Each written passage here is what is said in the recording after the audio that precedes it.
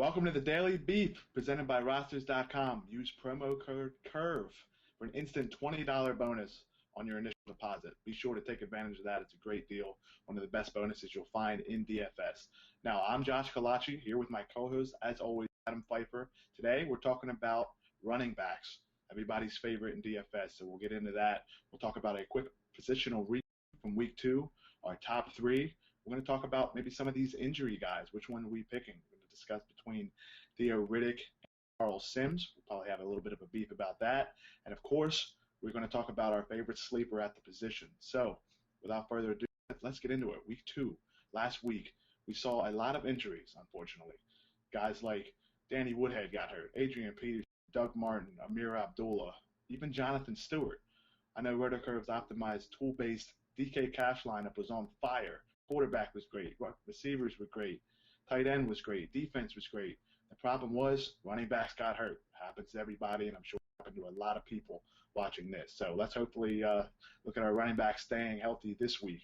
But last week, recapping real quick, it was about the bell cows. Matt Forte, Isaiah Crowell, D'Angelo Williams, Melvin Gordon, once he became the bell cow ballot. They all had great weeks. So we always talk about volume. This is exactly what happened in week 2. So for week 3, let's start talking about this week. You know what I mean? It's one of those things where everybody looks at the top backs, and last week if you spent up, you did well. So these top 3 backs, Adam, I want to hear yours because I know you've been hitting on running backs so far this year. Yeah, so like you mentioned, like the bell cows have been, kind of safe as you would expect. And, full disclaimer, until next week, D'Angelo Williams is going to be a guy I want to play. So I'm going to get that out of the way. But we'll start with David Johnson, who people kind of aren't really interested in paying up for, which I don't get because he's really, really good at football. And he's also really safe. You talk about the bell cows, he's averaging just under 18 offensive touches per game. And it probably would be more than that if Arizona wasn't blowing out Tampa Bay last week, playing 80% of the snaps. And he has such a high floor. He's got over 137 scrimmage yards per game through 2 weeks. He's reached 100 scrimmage yards in his last 6 full starts. And he lines up as a receiver a lot, so you have that for the PPR bonus. And, like, when he's targeted from Carson Palmer, we talked about it with the quarterback beef, like, it's down the field. His average depth of target is the second highest among running backs, is 6.6. Like, that's a pretty high number for a running back. And I look at this matchup against the Bills. They're a tough run defense. They give up under 3.5 yards per carry so far this season. We saw them keep Forte in check other than 3 touchdowns, really, which buoyed his fantasy production. But these linebackers are not very good for Buffalo. They're really banged up. They're really inexperienced. They're not great in coverage, and that's where David Johnson could really, really light them up. And I talked about his floor with 100 scrimmage yards. I think he does it again this week. And sometimes people just need to realize that you don't have guys who are going to play this much, see this many touches, and are this talented, and an offense is talented. So David Johnson is the top running back for me alongside D'Angelo Williams. You mentioned D'Angelo Williams. That's my top guy. I like David Johnson as well, but if I'm paying up at that price and have to choose, it's going to be D'Angelo Williams for me. We talked about a bell cow back. He's one of these guys that just gets the ball. He gets the ball a lot when he's a starting running back for the Pittsburgh Steelers. So far this season, he's played in 86% of snaps, which is in the top 5 among running backs. He has a crazy 55.7 touch rate, which is really an absurd number for running backs. They're talking about every time he's on the field, he has a 55% chance of touching the ball that play. The Steelers play close to 80 snaps a game. You're looking at a possibility for 40 touches. Now, that sounds crazy, but it's not. It's averaged 34 touches per game this year. That's ridiculous. We don't see that in this year's NFL or this NFL time period right now. Maybe in the 70s, but that doesn't happen anymore. So you really want to exploit that. The thing that I'm looking at with D'Angelo Williams is his target rate is insane too. It's just 4% lower than Antonio Brown. We know about all the targets for Antonio Brown, so 4% lower means for every 100 passes, D'Angelo Williams is seeing just 4 less targets than Antonio Brown. That's huge. Not to mention all the carries he gets. So for me, regardless of the matchup, we know he faces a tough Eagles front 7. I just have to go with a guy that gets a ton of volume. So for me, D'Angelo Williams and his 68 touches through 2 weeks, he's going to be in all of my cash lineups. Yeah, there's no possible way I'm going to have any sort of beef with young D'Angelo Williams.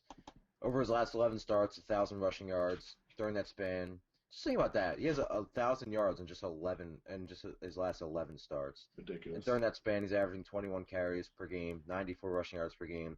Has found 14 total times. So he probably. I was talking about floor with David Johnson, but D'Angelo Williams right now probably has the highest floor in fantasy football.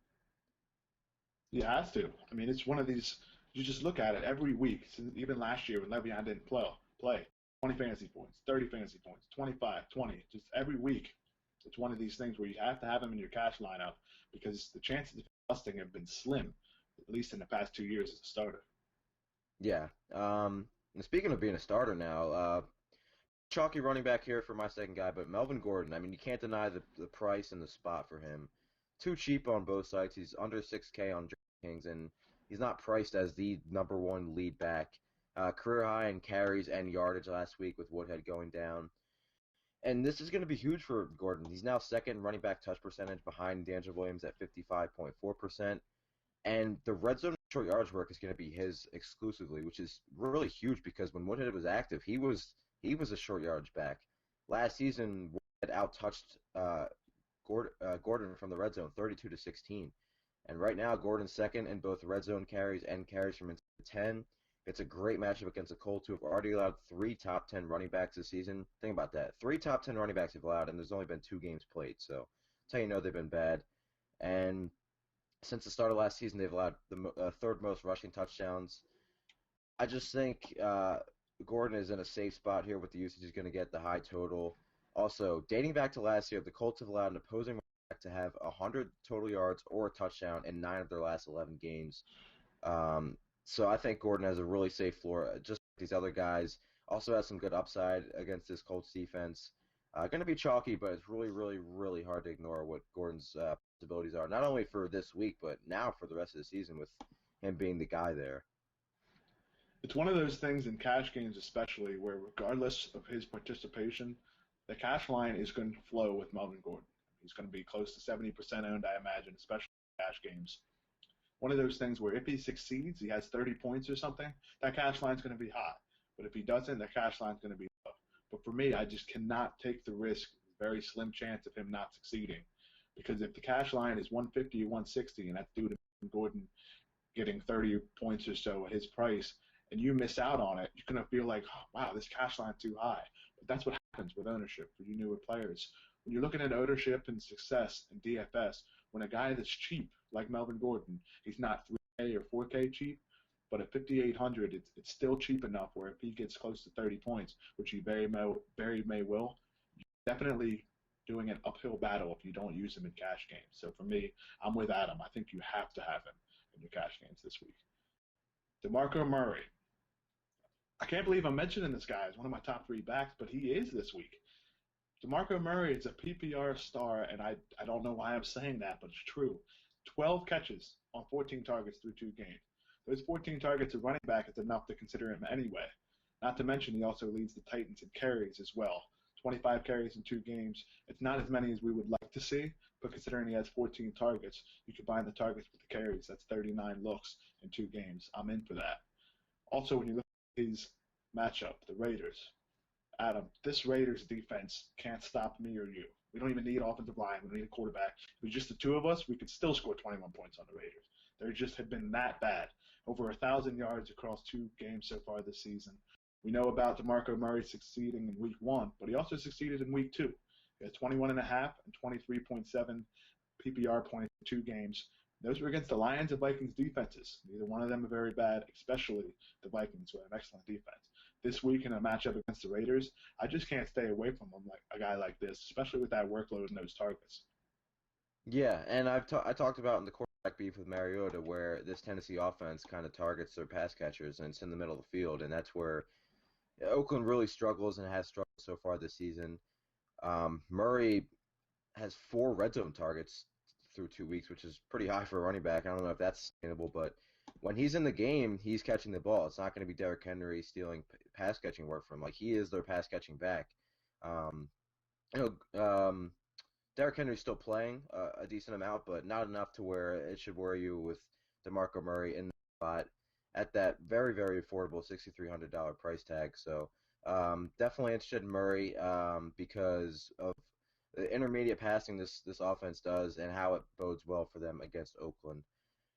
I'm a little bit worried about this final running back because he's been really underperforming so far, but it's hard for me to ignore the spot for Mark Ingram. I know he's only played about 50% of the snaps so far this season. Um, hasn't run the ball particularly well, but you have week one against Oakland. He probably should have done better, and it was weird he's not getting a ton of carries because they were ahead for a lot of that game, pretty much all of that game. Didn't see a ton of usage. Last week against the Giants, I didn't like them at all. The Giants have one of the best run defenses in the league so far. Didn't do well. I wasn't surprised, but I just think that Mark Ingram is bound to have a good game in this offense, and it's going to be this week against Atlanta, allowing 4.6 yards per carry. And the thing with Ingram that nobody's really talking about, yes, he's been bad. Yes, he hasn't played a lot, but he also is playing on an offense that's getting a lot of big plays and kind of taking away from him a little bit. The Saints are fourth in yards per play right now. They had, of course, that 98-yard touchdown to Brandon Cooks. Willie Snead's making a bunch of big plays. Michael Thomas. And Ingram only has one red zone carry, has 0 inside the 10, and only 1 inside the 5. So you would think a lead running back in this high-powered offense would see more usage so far this season up close. So, like I said, I think the Saints can do whatever they want on offense in this game, and I think Ingram has 2 touchdown upside. And I think in a game like this, you would think more people would be on him, but because he's been struggling so much, he might be a little bit less owned than he normally would in this spot. So, a little bit worried about it, but I think I'm going to give Ingram one more shot here. I can't do it. I can't do it. We have another beef here, Adam. Mark Ingram, for me, is not worth using because of the fact he hasn't been playing well. And in addition to that, he's only playing 49.6% of the snaps. Now, that's around 50%, but if the Saints offense gets 70 or 80 snaps, I don't want a running back that's only going to play 35 to 40, especially at the same price range as Melvin Gordon, who's $100 cheaper. DeMarco Murray is just $400 cheaper. So I can't use Ingram because of the price range he's going to be in. Most sites you can only use 2 or 3 running backs. So with the other guys in front of him, I'm not quite sure I can spend on him. Partly because of the Saints offense, the way it's been working. Like you said, fourth in yards per play. A ton of big plays. That for sure is taking away from Ingram's prospects. But Brandon Cooks, Willie Snead, Kobe Fleener, who really play very well at all right now, and Michael Thomas, all of them have played more snaps than Mark Ingram. So they're going with those 4 guys. They can only fit one running back. Maybe that's why Ingram stayed in the block. Maybe that's why Tavares Cadet is playing a lot of snaps despite not playing well either. For me, a guy that has a little bit of an uncertainty to his game, I'm not sure I can use him. Now, with that being said, if Adam's right about this game flow, the Saints go up a little bit, Ingram's going to see the ball. There's no doubt. Yeah, I just think he's bound to see, and especially because the Saints use their running backs inside the 10 a lot. Like I think as soon as they get in the red zone, he has 2 touchdown upside, and people aren't going to be on him. His price is down. But this is it. Like this is the week for Ingram. If he doesn't do it this week, I'm going to be a lot more concerned and probably not look at him for a while. Like this is a dream spot for him. So we'll see. We will see, that's for sure. Now, we discussed before, maybe I didn't like Ingram because all the other running backs in front of him talked about D'Angelo Williams, talked about DeMarco Murray, and of course, Adam likes David Johnson, Melvin Gordon. We both do. We haven't talked about these other guys yet, these injury replacements. So that's our next topic. Theo Riddick or Charles Sims. Both of these guys will be starting this week. Amir Abdullah got hurt for the Lions, and Doug Martin is hurt for the Tampa Bay Buccaneers. So Riddick and Sims are these next man up. They're both the same price on DraftKings. They're both in the same price range on every site. So you have to pick one, most likely. Adam, between these two, who's your guy, Riddick or Sims? It's honestly tough because neither of them are in great spots. But I think Riddick is slightly in a better spot here. For the rushing ability, they're going to get shut down. Detroit is not going to be able to run the ball in this game. The Packers are the number 1 run defense in the NFL right now, allowing just under 40 rush yards per game. So they've just been shutting everybody down.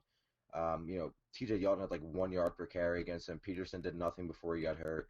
Like they're just living in opponents' backfields, and that tells me that there's going to be a lot of checkdowns to Riddick. He's going to catch a lot of passes. Plus, you have to take into consideration that whether Sam Shields plays or not, Green Bay has a very good secondary. They have a lot of guys who can cover. Golden Tate has been just absolutely miserable so far. So I think Riddick is going to be, by default, the number 2 option in this passing offense behind Mark Jones right now. And on DraftKings for that full PPR, that's going to be very, very important. He's under 5K. I think it's a fair price for him. I'm gonna be honest. I don't love either guy because their matchups are really tough. But if I had to pick one, it would be Riddick, just because I don't see the Lions being able to run the ball. I think the Packers' offense gets on track, like I said, in the quarterbacks beef, and if that's the case, we could see a 45 pass attempt game from Stafford. And with this Jim Bob Cooter offense, it's been a lot of short passing, and that's where Riddick's gonna kind of play a role. So I like Charles Sims' game a lot. I've always wanted him to play a lot more than he has, and he's gonna have that opportunity now. But um, if I had to pick one, it would be Theo Riddick. This is tough for me too, Adam. I really liked Riddick's prospects as a volume guy, like you said, with the fact that he could catch 8 passes just out of necessity. Maybe he only gets 19 yards, but those 8 passes still count in PPR formats. I agree with you. They will not be able to run the ball. But the reason why I'm on Sims right now over Riddick is because of the situation and the volume and the snaps. In Detroit, you know Theo Riddick's going to play on passing downs. Every third down he's going to play. Amir Abdullah is not going to be taking away any of those snaps at all, so he's going to get the full workload there. But if they're down at the 1, Dwayne Washington's going to come in. He's going to be the goal line back. So with a guy like that, maybe taking away 6 points for a touchdown and non-PPR sites, I'm going to have to go towards Sims for sure, because you know he's going to be the guy. The back there is Jaquiz Rogers, he's not going to take away the goal line carry. It's a really tiny back. Decent pass catcher, though, but he's not a better pass catcher than Charles Sims. This guy was a receiver in high school, receiver in college for the first 2 years. I had the pleasure of meeting him when I covered the Senior Bowl when he was coming out. He's an excellent guy, but a very, very good football player. We saw him make 6 Falcons miss. I still don't know how he scored a touchdown there.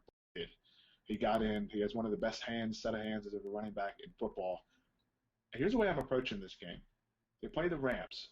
So you know that front for the Rams is going to get to Winston. That's just how it works. Aaron Donald's there. Easley's playing well. You know they have Robert Quinn. The thing about this topic is when you pick between these two guys, you're going to want guys to catch the ball. Between these two, who's going to catch more passes? To me, it sounds bold. I actually think it's Sims. With not enough time for Winston, he's going to dump the ball off a lot to Charles Sims. He's going to get those running back carries. So for me, between these two, I'm looking at Charles Sims right now. Yeah, the only thing I will say about that is, depending on how they feel about Jaquiz Rogers, last season Pro Football Focus had Jaquiz Rogers as a top 3 pass blocking running back. So if they view him as a better option in that role, I wonder what the snaps will be.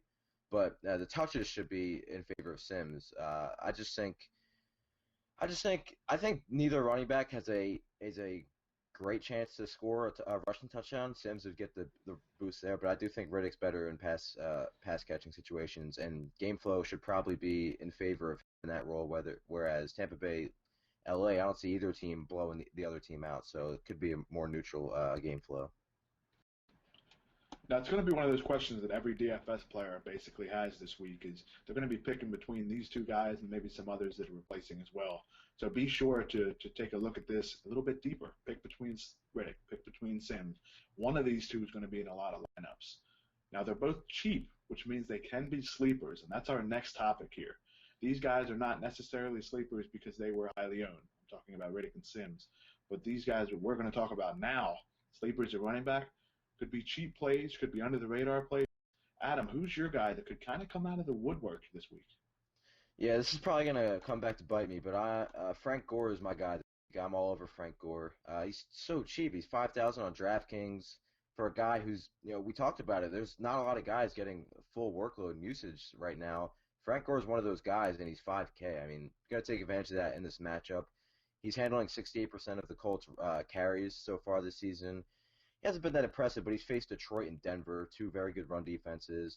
And, he's still a factor in the passing game. He's caught 9 of 7 targets through 2 weeks, had an impressive receiving touchdown against the Broncos last week. And this is a great spot for him. The Chargers linebackers are so bad in coverage. Manti Te'o is one of the worst coverage linebackers in the NFL. And you have a high total game. You have the Chargers who are allowing the most targets per game to running backs, the most receptions. Just a great spot for Frank Gore here. Love the total, and he's going to get the goal line work. He has the most carries from inside an opponent's 1-yard line over the last 5 seasons than any other running back in the NFL. So nobody's really going to be excited about playing Frank Gore, but I think he's pretty safe in this spot, which means he'll probably go 14 carries for 40 yards and no touchdowns. But I'm taking a shot on Frank Gore here. I think his price is too cheap. He's going to see 15 to 20 touches in this game. And I think it's a great matchup for him. So. It's interesting you mentioned him because this week a lot of people were talking about Andrew Luck. A lot of people were talking about Philip Dorsett replacing him. A lot of people talking about Dwayne Allen, maybe T.Y. Hilton. Nobody's talking about the running back. We know that they can run anybody can run the ball against the Chargers, so it's an interesting pick there. Actually, on Riddick's running backs rankings, he is between Isaiah Crowell and Melvin Gordon this week. So you know he has decent prospects there. He does see the work. We always talk about volume. At 5K, why not? He's 2 touchdowns, and he's well worth his price tag. Yeah, for sure. And he can score 2 touchdowns. I mean, they're not going to have anybody else get the goal line work. I know Robert Turbin had a short yardage touchdown, but I'm not worried about Turbin or Ferguson. So I think Gore at that price is really, really safe this week when you aren't finding a lot of running backs that are going to see around 18 touches. Yeah, my sleeper this week is a guy that, when you think of the word sleeper, you think a guy that's really cheap, maybe a guy that's boom or bust. We need to talk about Matt Forte as a sleeper. In the preseason, everybody wrote him off. Everybody said, oh, it's a timeshare. He's going to split the work with Bilal Powell. He's done. He's too old. He doesn't have it anymore. This guy has been a workhorse for the Jets, and I mean a workhorse in every sense of the word. Remember all those stats we threw out about D'Angelo Williams? Listen to Matt Forte. He's right behind him in every category: snap percentage, rush percentage, touch percentage, and he gets a good matchup against the Chiefs, who, believe it or not, have allowed 56 PPR points to running backs through 2 weeks this season. So, Frank Gore, Matt Forte is one of these guys that, although he's expensive, he goes way under the radar. I think a lot of people need to keep an eye on him because we saw last week he got 30 carries. The volume is there. The matchup is there. He does catch passes. I think we're overlooking him too much, and we saw it happen in the first 2 weeks. He's been good. I just don't think we should overlook him again. Yeah, I mean, it's hard to ignore the volume. I'm just worried about whether he's going to be able to hang on and stay healthy. I mean, nobody's played more running back snaps since 2008 than Forte, and now he comes in at his age 30 season and has 60 touches through 2 weeks. It's a little concerning for me, but if he can stay active, I know he missed practice Wednesday with it. It's because he had a sore knee, but it's probably more just rest for him because of the usage. And until we see Bilal Powell actually eat into the snap, not only is he not touching the ball, he's not even playing a ton of snaps. So, not my favorite play Forte because I'm kind of, it sounds like almost rude, but I'm expecting him to break down soon. But until he does, I mean, you can't name three running backs that are going to see more touches than him right now. Yeah, the snap percentage is at 79%. The touch percentage is at 51%. That's an elite bell cow back number. You know what I mean? So it's one of these guys. His price has come up. He's 7,000 on DraftKings, 7,500 on FanDuel this week.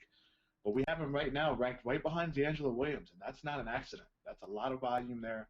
I don't think we can ignore him. And like you said, if he holds up, he's going to be a very valuable asset for DFS this year going forward.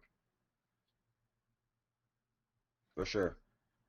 Now let's do a recap of this real quick. We talked about a lot of running backs today. The top three for Adam, he loves David Johnson, Melvin Gordon, we both do, and I think everyone does, and Mark Ingram. But Mark Ingram's where he disagreed. I took the opposite stance on that. I'm not exactly sure if he can play enough snaps to be successful.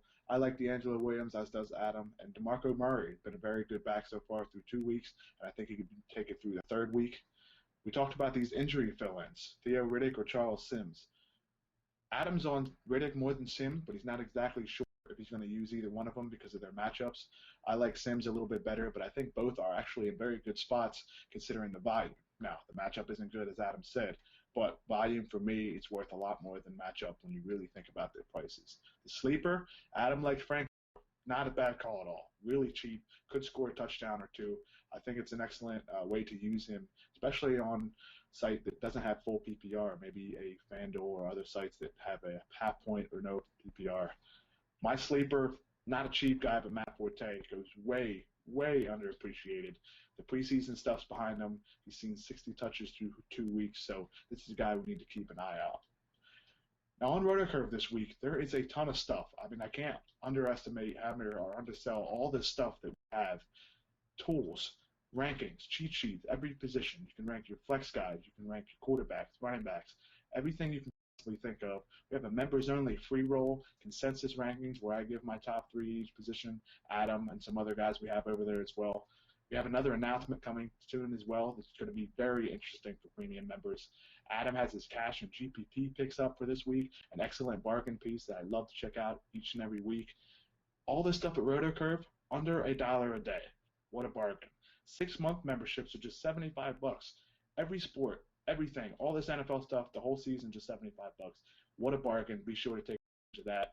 Also, be sure to watch the quarterback and receiver beefs this week.